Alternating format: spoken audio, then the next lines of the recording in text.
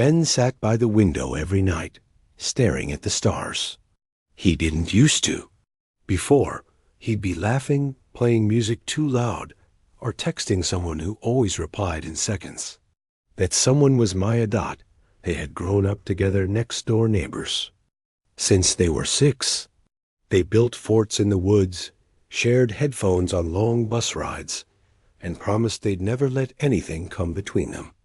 Best friends forever, Maya used to say, pinky swear style, every time they made a big promise. But then her parents got new jobs on Mars Colony 3. It wasn't just far. It was far. A full 10-month trip by slow freight shuttle. No quick visits, no weekend plans. Just messages short, delayed, and sometimes weeks apart. The first month, they talked every day. Then every few days. Then once a week. Now, it had been over a month since the last message. Sorry, Ben. So busy? Talk soon? That soon never came. Ben didn't know how to fix it. He typed messages and deleted them. He recorded voice notes and never sent them. He even wrote a letter once, sealed it in an envelope like something from the old Earth days, and just kept it on his desk. What could he say? I miss you? Why don't you answer?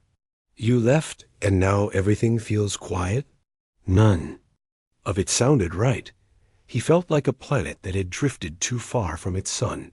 Still spinning, still there, but colder. Darker dot one night.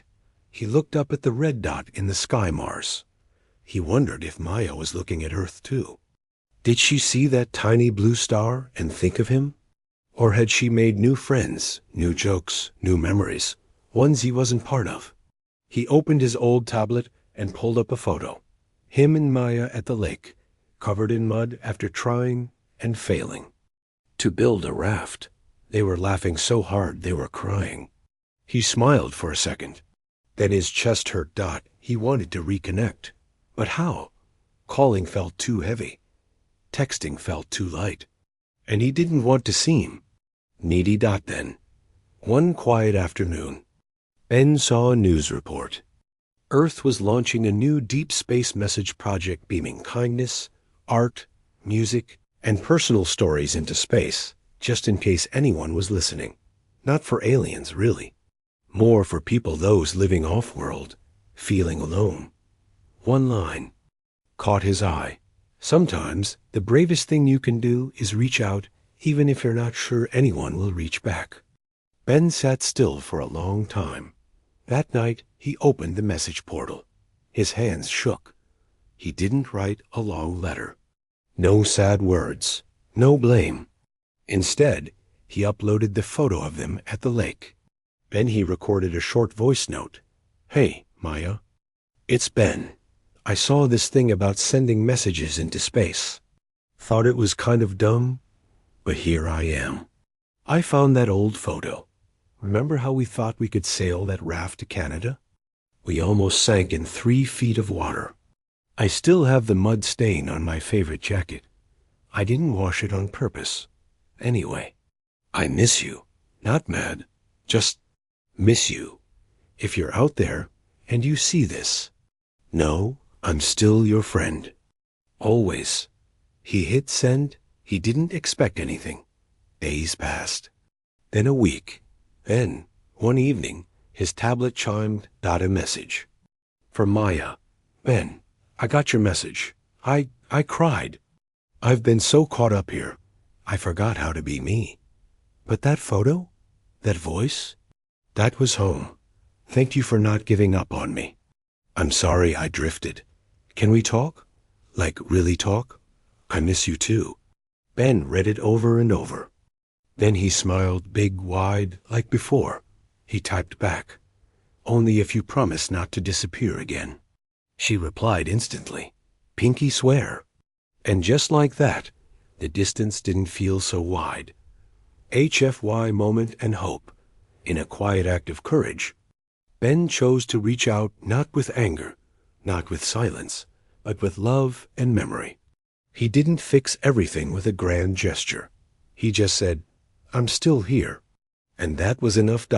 Because sometimes the most human thing isn't strength, or speed, or loudness. It's the quiet bravery of saying, I care, even when you're not sure you'll be heard. And Earth has always had that kind of brave, small acts. Big hearts. That's why, when the galaxy cries for help, Earth sends its humans. Asterisk after. Ben sent his message and got Maya's reply. Things didn't magically go back to how they were. Messages still took time. Life on Mars was busy. Maya worked in the hydroponics lab, helping grow food under red skies. Ben was still on Earth, walking past her old house every day, still seeing her shadow in the trees. But now they talked. Not every day. Not always long, but real talks. No fine or busy or Lowell. They shared stories. Ben told her about the stray cat he started feeding, named it Mars, just for her. Maya sent a video of the first tomato grown in the new greenhouse. It was small, pale, and kind of lopsided, but she held it like it was gold. I wish you could taste it, she said. I wish I could see it in person, Ben replied. And there, it was again the distance, not just in space, but in feeling. Like they were two people trying to hold hands through a thick glass wall. One night, Ben watched a documentary about Earth's old space missions. How decades ago, people sent golden records into space music, sounds of oceans, greetings in hundreds of languages. A message in a bottle, the narrator said, from one small world to anyone who might be listening. Ben sat up. What? If? He remembered the Deep Space Message project he'd used before. It wasn't just for one-way messages anymore. Now, people could respond. A global network called Echolink let off-worlders and Earthlings share small packages, voice, images, even tiny data gifs sent through satellite relays. Most people used it for official stuff. But Ben had an idea. He started small. Every week. He recorded a sound of Earth. Monday, rain on his roof. Tuesday, the old man down the street playing jazz on his trumpet. Wednesday, the laugh of a little kid chasing pigeons in the park. Thursday, the hum of the city bus, the beep of the grocery scanner, the rustle of pages in the library. Friday, the quiet of the woods behind their old fort. He labeled each one. For Maya, things you should hear. He didn't ask for anything. Back, no pressure. Just pieces of home got then. One day, Maya sent something unexpected. A tiny audio file. Just 30 seconds long. It was the sound of wind on Mars. Not like Earth wind thinner. Quieter. Almost like a whisper. And beneath it, very soft, she was humming their favorite song from middle school. Ben played it again. And again, she had heard. Him, not just his words, but the feeling behind them. They started a game. Ben would send an Earth sound. Maya would match it with a Mars sound. Earth, thunderstorm. Mars, the low groan of the air recyclers at night. Earth, ice cream truck jingle. Mars, the beep, beep, beep of the greenhouse alarm when a plant grows too fast. Earth, fireworks on the 4th of July. Mars, the soft pop of a pressure seal adjusting in the dome. It was silly. It was sweet. And slowly, the distance began to feel smaller. And came the big news. Maya's colony was opening a public comms window. A live, 5-minute video link for families. One per person. First come, first served. Ben signed up the second he could. So did thousands. The wait list was long. He didn't tell Maya. He didn't want to get her hopes up. Days passed. Then a notification. You have been selected for a live Echolink call. Duration, 5 minutes. Connection window, 22 o'clock UTC. His heart jumped.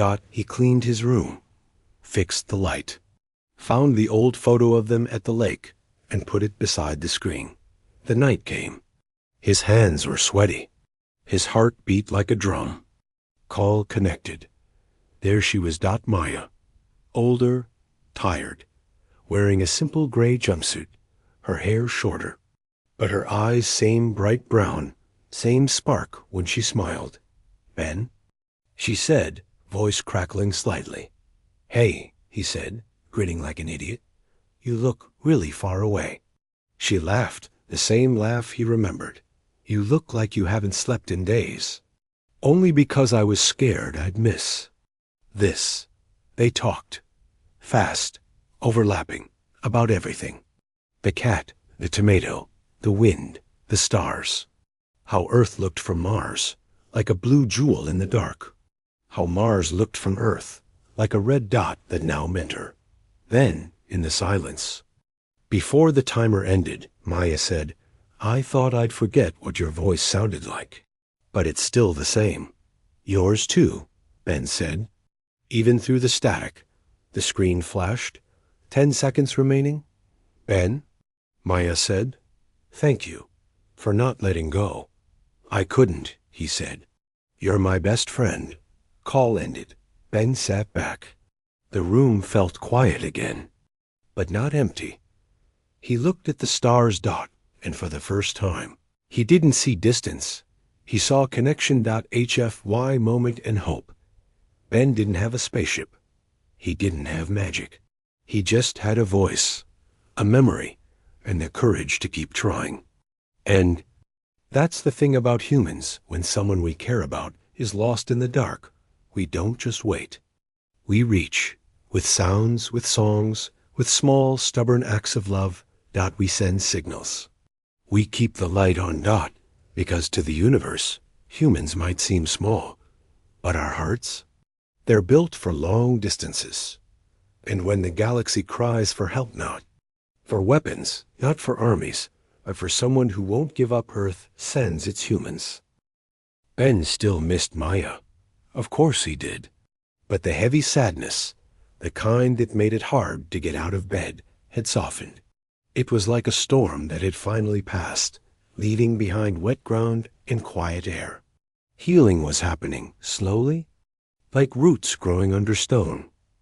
They kept up their sound exchanges. Ben sent the chirp of crickets on a summer night.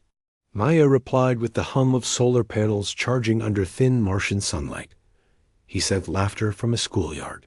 She sent the soft clink of a metal cup against a table in the Mars cafeteria. The sound of coffee that tastes like burnt wires.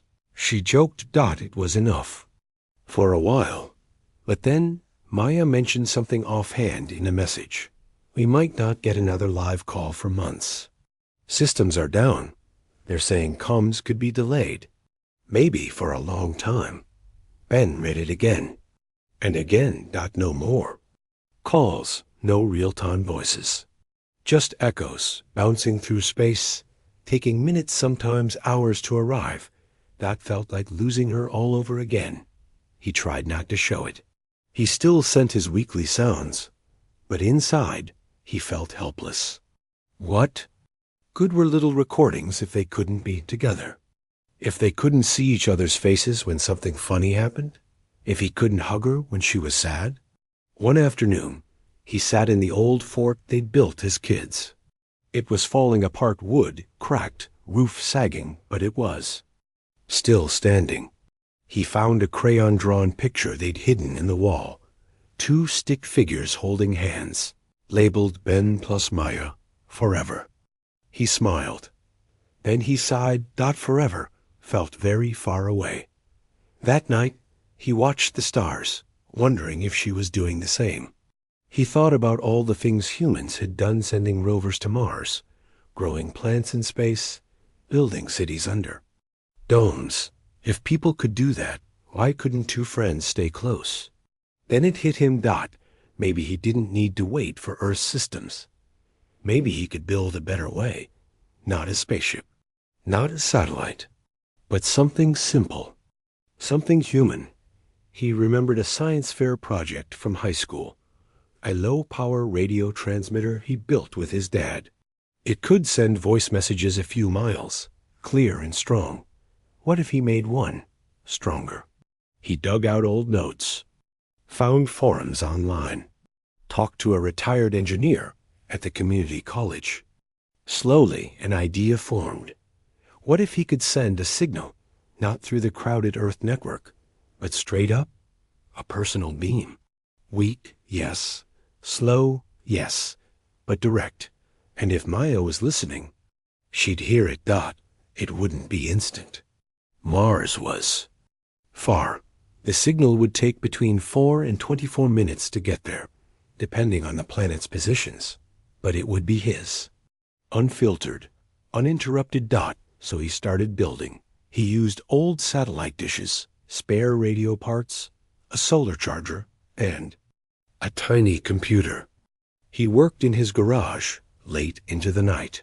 His mom brought him tea and said, "You're doing this for her, aren't you?" Ben nodded. "I can't bring her back, but I can make sure she knows I'm still here." Weeks passed. The device, nicknamed Project Echo, grew. It wasn't pretty. Wires hung out. Tape held pieces together. But it worked. On the test run, he recorded a short message. "Maya, this is Ben. If you get this, look up at Earth. I'm sending this from our fort. I'm here. Still your friend, always." He aimed the dish at Mars's position in the sky and pressed send. The signal flew upward, slipped through the atmosphere, and raced across space at the speed of light. Now, all he could do was wait. Days passed. No reply. Doubt crept in. Had it worked? Had it even reached her? Was she even listening? Then, one quiet morning, his tablet buzzed. Not through Echolink, not through the official network. A direct audio file, uploaded from a personal device in Mars Colony 3. It was Maya. Her voice was soft, a little shaky. "Ben, I heard it. Last night. I was in the lab, checking oxygen levels, when this strange signal popped up on an old receiver. Weak, fuzzy. But I recognized your voice. I felt it. I ran outside, looked up at Earth, and I just cried. You built a radio to talk to me? Ben, that's the most human thing I've ever heard." She laughed and whispered, "I played it for everyone." They couldn't believe it. No satellites, no government tech. Just you and a dream. They said only humans would do something so crazy and so beautiful. Ben sat still, tears in his eyes. She continued, "We're building a receiver now. Simple, solar-powered. We'll keep it running. Whenever you want to talk, just send the signal. I'll be listening." Ben didn't reply right away. Instead, he walked back to the fort, found the crayon drawing, took a photo of it. Then he recorded a new message. "Maya, you're not just my best friend. You're my star. And I'll keep sending signals forever if it means you'll keep listening." He sent it. And somewhere, across millions of miles of dark space, a girl on Mars smiled as a quiet beep announced a new message from Earth. HFY. Moment and hope. Humans don't have the loudest voices in the galaxy. We don't have the fastest ships or the strongest weapons. But we have something no one else does. The stubborn, quiet, unbreakable will to connect. We build bridges out of sound. We send love through wires and waves. We refuse to let distance win. And when the galaxy cries for help, not for power, but for someone who still believes in us, Earth sends its humans. Asterisk, but after Maya shared his message with the Mars colony, something unexpected happened. Others began listening. Not just Maya's friends, but scientists, engineers, even kids in the learning domes. They called it the Earth Whisper, a faint personal signal from Earth, sent not through official channels, but straight through the sky, like a lullaby from home. Soon, people on Mars started building their own receivers, simple, handmade, solar-powered. Some used old lab parts. Others used scraps from broken rovers. One teacher even had her students build one as a class project. They painted it blue and named it Hope Dot, and every week, when Ben sent his message, more and more people tuned in. At first, it was just sound, a story, a joke, the rustle of leaves. But then Ben began adding something new, music. He remembered how Maya used to fall asleep to the same lullaby her mom sang. So one night, he played it on his old keyboard, recorded it, and sent it across space. When Maya heard it, she sent back a voice note, her voice thick with tears. "I haven't heard that song in years. I forgot how much it felt like home." That's when Ben had another idea. What if he didn't just send messages for Maya, but for everyone who missed someone? He started a new project, the Earth SONGLINE. Every Sunday night, he would record a short broadcast, 10 minutes. No fancy tech, just him, his voice, and things that reminded him of Earth. Birds singing at dawn, the creak of a porch swing, the sound of rain on glass. And always, one song, sometimes happy, sometimes sad, but always full of heart. He didn't ask for anything in return, but the galaxy gave it anyway. One by one, replies began to come not just from Maya, but from others. A young engineer on Europa who missed her grandmother's cooking. A teacher on a space station near Saturn who longed for the smell of fresh grass. A child on a mining colony who had never even seen Earth, but cried when they heard the sound of waves. They all said the same thing. I felt less alone. Ben read every message. Some he answered. Some he just held in his heart. He wasn't fixing the universe. He wasn't ending wars or stopping disasters. But he was doing something quietly powerful. He was reminding people that they were seen. That someone, somewhere, was thinking of them. And Earth noticed. Not the governments. Not the big space agencies. But regular people. Families with loved ones off-world. Students studying on distant moons. Nurses working in orbital clinics. They started their own broadcasts. Small, quiet, personal. A father in Kenya played guitar for his daughter on Venus. A grandmother in Japan sent recordings of temple bells. A boy in Brazil sang songs he made up. They called it the human frequency, a network of love, built not with rules or money, but with feeling. And the most surprising thing? Alien civilizations began to notice. The Zinari, the peaceful species, from Part 1, had been watching Earth for years. They didn't understand humans at first. Too loud, too emotional, too unpredictable. But now, they studied the Earth songline like a sacred text. One Zinari elder recorded a message. We have lived for thousands of cycles. We have mastered energy, travel, thought. But we have never done what you do. You send feeling across. Space, not for war, not for power, for connection. We do not cry, but we feel something close to it. They built their own receiver. And when Ben's music played on Mars, it now echoed on a quiet moon in another star system. Back on Earth, Ben still sat by the window every night. But now, he didn't just look at the stars. He talked to them. One evening, Maya called, not through Echolink, but through a new shared frequency, open to all who wanted to listen. Ben, she said, you started something big. We've got 10 receivers running now. Kids come every Sunday to hear your voice. One little girl calls you the Earth Singer. Ben laughed. I'm just a guy with a keyboard and too many feelings. No, Maya said. You're the reason I remember what kindness sounds like.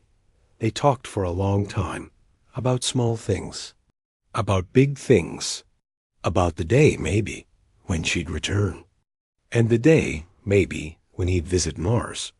But even if they never stood side by side again, they both knew one thing.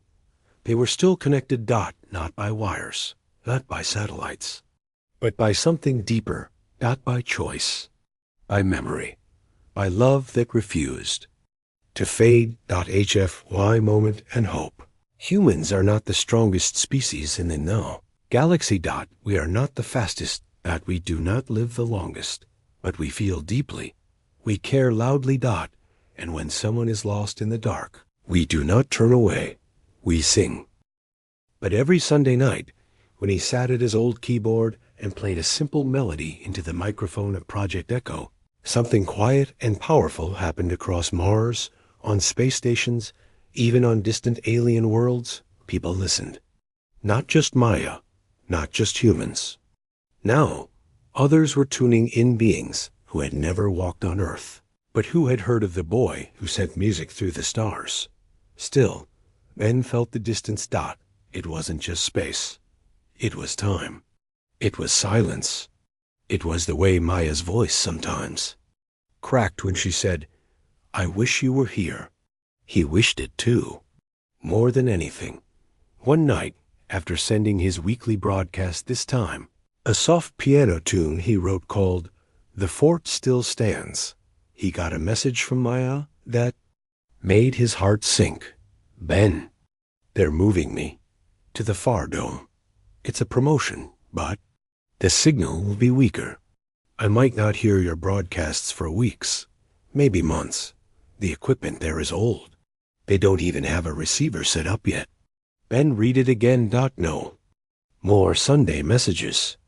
No more knowing she was out there, listening. He sat in the old fort, the wind rustling the broken roof. He looked at the crayon drawing on the wall. Ben plus Maya. Forever. The edges were fading. He could accept silence, but he couldn't accept ending. So he asked himself, what would a human do? Not give up. Not wait. Not stay quiet. A human would build a way. And so Ben made a plan, not just to send music, but to send her a voice from home. Every single day, he remembered something from science class. Light carries data. Lasers could send messages faster and tighter than radio waves. If he could build a small laser transmitter aimed right at Mars and encode sound into light pulses, maybe, just maybe, it could cut through the weak signal zones. It was risky. Lasers needed perfect aim. A tiny shake, and the beam would miss Mars entirely. And Earth's atmosphere bent light. Clouds blocked it. It was the kind of project that needed a lab, a team. Millions of credits. Ben had none of that. But he had something better. Determination. He started with parts from old projectors, solar lenses, and a laser pointer from a school presentation. He worked with the retired engineer, Mr. Cato, who smiled and said, "You're not building a machine, Ben. You're building a promise." Weeks passed. Failed tests. Burnt circuits. One night, the laser fired but only lasted 3 seconds. Before overheating, but Ben didn't stop. He added cooling fans from old computers. He built a stabilizer from bicycle parts. He used star tracking software to keep the beam locked on Mars as Earth turned. And finally, one clear night, it worked. He recorded a short message. "Maya, this is Lightline 1. If you get this, look up. I'm sending light, just for you." He activated the laser. A thin, invisible beam shot into the sky, carrying his voice on pulses of light, racing across space at 186,000 miles per second.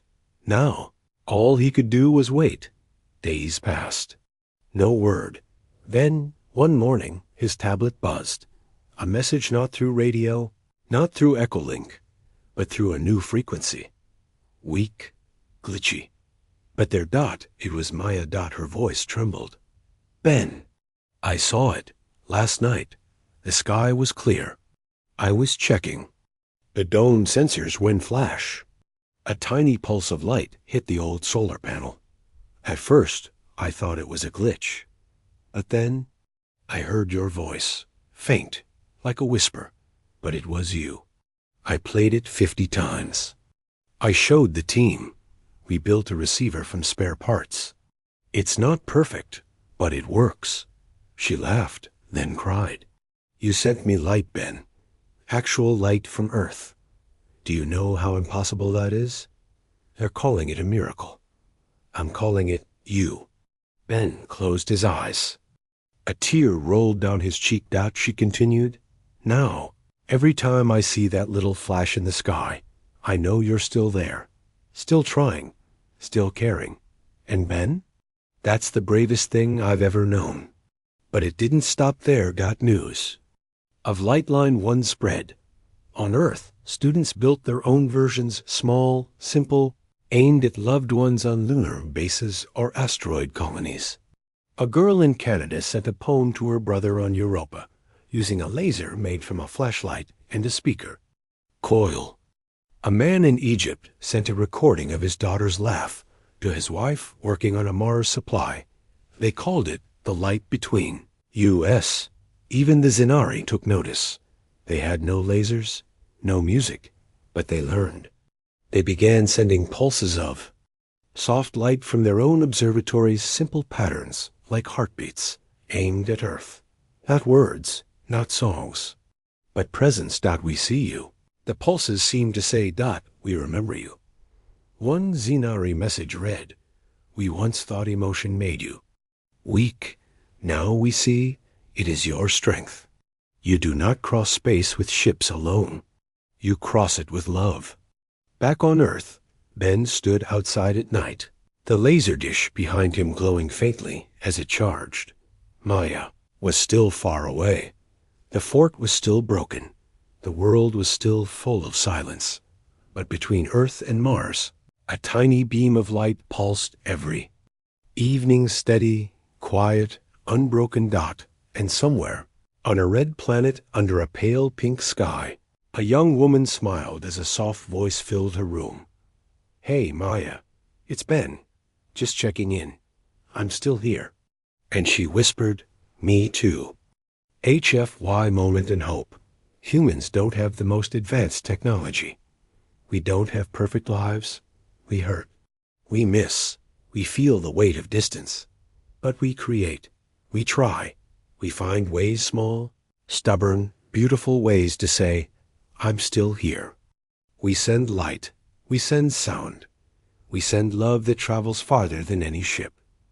And when the galaxy cries for help, not for power, but for hope, Earth doesn't send weapons.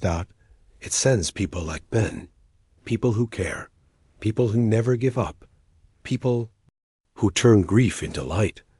Asterisk, not because he didn't want to, but because he couldn't. Maya's last message had been short, delayed by days, and filled with static. Ben, I'm being sent to the Deep Research Dome. No comes, no receiver. It might be months before I can respond. Don't stop sending Lightline. I'll find a way to listen when I return. I promise. Double quotes, then dash silence. No weekly broadcasts. No laser flashes. No voice in the dark. Ben sat in the dark. Fort every night, staring at the sky. The stars looked colder now. The wind sounded lonely. He had built a laser to reach across planets. He had sent music through space. He had started a movement of light and sound. But none of it mattered if Maya couldn't hear it. He tried to keep going. He recorded messages. He fired the laser every night, like clockwork. But without knowing if she was out there listening, smiling. There it felt like shouting into a storm. Doubt crept in. What if she forgets me? What if she makes a new life and doesn't need Earth anymore? What if all this everything I've built is just noise in the void? One afternoon, he almost turned off the laser for good. He stood in the garage, hand on the power switch. The machine hummed softly, ready.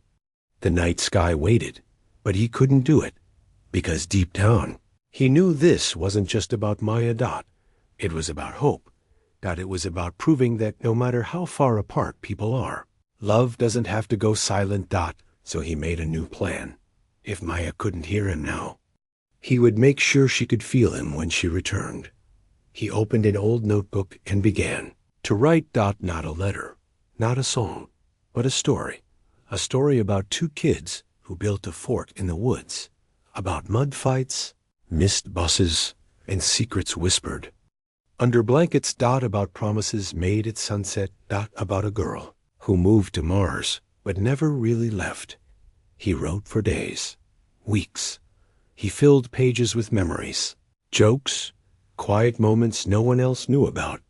He included drawings crude, but full of heart. A sketch of the lake, a map of their neighborhood, picture of the stray cat, Mars, napping in a sunbeam. Then he did something bold. He copied the story onto a small data chip. Then he contacted a university in Norway that launched weather balloons into the upper atmosphere. He asked, "Can you carry this?" "Just send it up. Let the wind take it.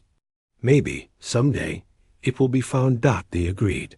On a clear morning, the balloon rose white, fragile, carrying Ben's story in a tiny metal case attached like a seed on the wind. He watched it disappear into the clouds. Someone asked, "Why do that?" "It might never be found." Ben smiled. "Maybe not, but it's out there. And that's what matters." Weeks passed. Then something amazing happened. A research station in Antarctica found the case. The balloon had traveled on high winds, circled the globe, and landed in the snow. They opened it, read the story, and they shared it. They posted it online, translated it, added music, turned it into a short film. A teacher in Japan read it to our class. A musician in Ghana turned it into a song. A space artist in Canada made a painting of the fort, glowing under Earth's night sky. People called it the balloon letter.